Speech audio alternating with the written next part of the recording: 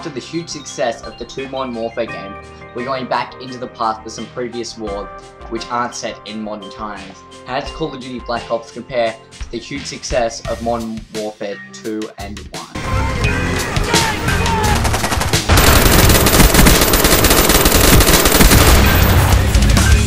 Treyarch have really changed up the single player in this game compared to other Call of Duty games. Instead of playing as a couple of different people from different sides of the war, you play as one person.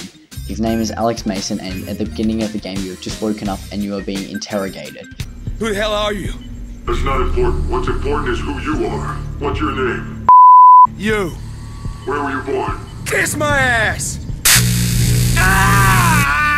The game plays through as a series of flashbacks. Each level is a part of a flashback. I found this Call of Duty single player campaign to be the best campaign yet in a Call of Duty game. I found I got more game hours out of this campaign than Modern Warfare 1 or 2. I felt that this single player campaign, the story was much more innovative and it was action packed, and just the story was so much more interesting than Call of Duty Modern Warfare. The thing that I really don't like about the Call of Duty Black Ops campaign is there's nothing really new here.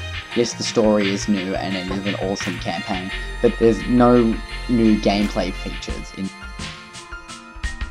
The game's controls are exactly the same as what they have been in past Call of Duty games.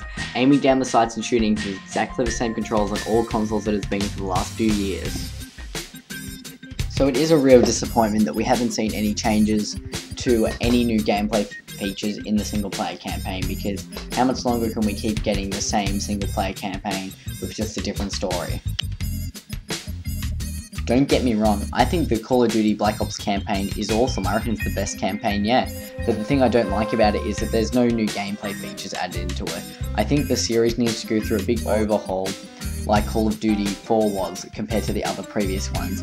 I think that needs to happen before we will see an awesome Call of Duty game that separates itself apart from Call of Duty 4, 5, 6 and this one.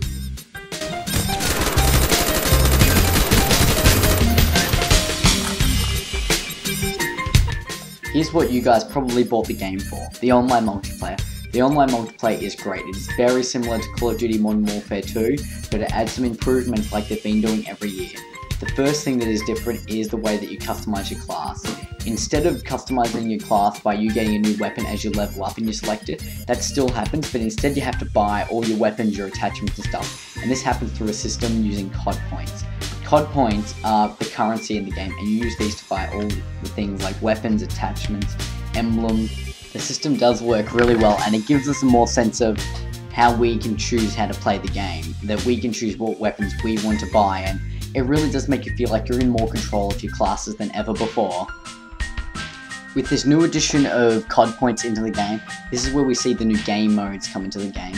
There are 3 new game modes in the game, and they all come in the form of wager matches. Wager matches is when you pretty much gamble your COD points online. There's a 500 COD point buy-in, and you play and gamble them, and whoever finishes first, second or third will win a certain amount of COD points.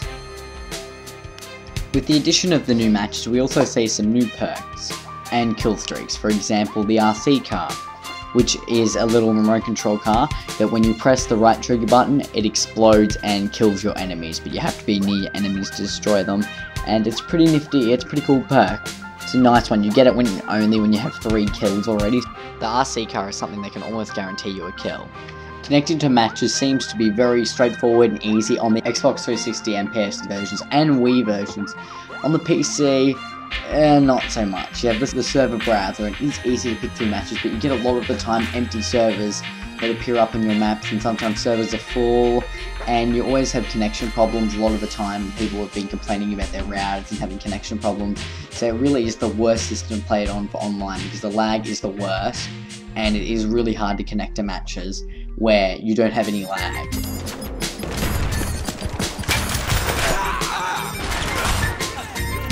Cobra standing by. Okay, let's take a look at the Wii version now. The main differences between the Wii version and its HD counterparts is the graphics, and as you can tell from on screen now, the Wii graphics don't look anywhere near as good as the Xbox 360, PS3 or PC versions. However, for a Wii game, it looks alright. I still, in my opinion, I still don't think a first-person shooter on the Wii has been able to match the Conduit. I reckon the colourful effects on that looked fantastic. Apart from that, Treyarch have done a really good job porting this over to the Wii. They haven't done a bad job. They haven't left out levels like other developers do whenever they port over games. It's exactly the same game as the PS3 and Xbox 360 versions. The differences are the graphics and the multiplayer. Now with the multiplayer, the only real difference with the multiplayer is that the online multiplayer on the Wii only supports 10 players. Not 12, not 16, only 10 players.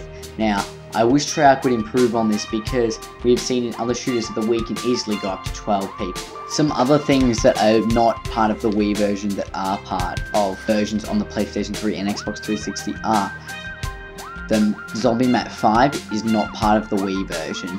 Some of the weapons are missing from the Wii version. Ground War is missing because Black Ops only supports 10 players, not 12, 10 players it only supports. Kill cams are missing, and there are some other little differences in like the missions are shorter, but the Wii version of Black Ops has done some things that have never been done on the Wii version before, and they are the following. For the very first time in a Wii version of Call of Duty, we now have downloadable content in the forms of live fixes, title updates, and map packs. So all of these will be coming to the Wii as well as the PS3, Xbox 360, and PS3. There's also classic controller support, so you can use your classic controller normal or classic controller pro to play with the game using the analog sticks, which is much better if you don't like aiming with the Wii remote. It also supports voice chat. Now, this isn't in the form of that shitty microphone called Wii Speak. This is a proper headset that is developed by a third-party developer. I'm not sure what this headset is called, but I've heard some good things about it. I've heard that the quality is awesome in it, and I don't really know that much about this headset. I don't think it has been released outside of the US, but check it out, it's really good. I've heard some really good things about it.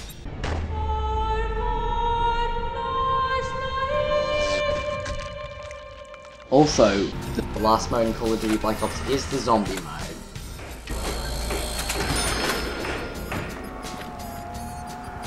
Now the zombie mode is back from World at War, and must I say, it is awesome. I love playing survival horror in Call of Duty Black Ops. It really does add a different tone to the game, and it makes it much more slower paced, and it really is fun playing zombies. You go through round and round of zombies, whether you're in the White House or in a normal house, trying to protect yourself and your team from zombies. You go through round after round, and you keep seeing for how long you can last before the zombies kill you. Alright. Everything is ready. Gear up, boys. Say good work, Carlos. No problem. My men will dispose of the bodies. Occupants leaving their vehicles armed. Overall, Call of Duty Black Ops is a fantastic first-person shooter. It's fun single-player campaign, and it's a highly addictive multiplayer, and the zombies, to mix it up a bit, really does make an awesome first-person shooter experience. But it does leave you wondering, how long can the Call of Duty franchise keep going on like this? They will need to add something new, like an overhaul, like when they made Modern Warfare 1. It'll be interesting to see what they do next year. Call of Duty Black Ops earns itself an 8 out of 10. I'm DippaReviews. I hope you've enjoyed this review. I'll see you next time.